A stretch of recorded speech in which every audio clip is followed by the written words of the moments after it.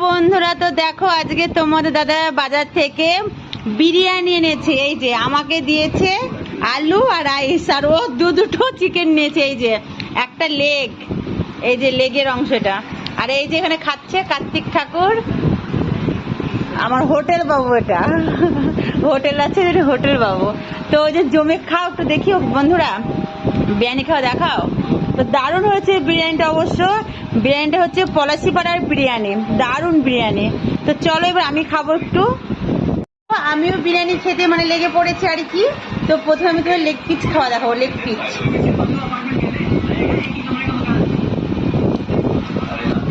বিরিয়ানিটা সেই হয়েছে, পুরো লোভনীয়।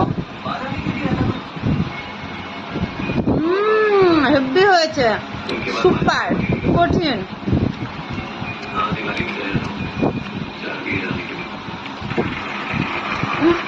কিন্তু লোভ দিও না, পেট খারাপ করবে। কাউকে খেতে মনে হলে চলে এসো আমাদের বাড়িতে। তো চলো বন্ধুরা, আমি এখন তৃপ্তি করে খাই, নাহলে পরে কথা বলতে পারছি না। খাওয়ার সময় একদম ডিস্টার্ব করা ভালো না।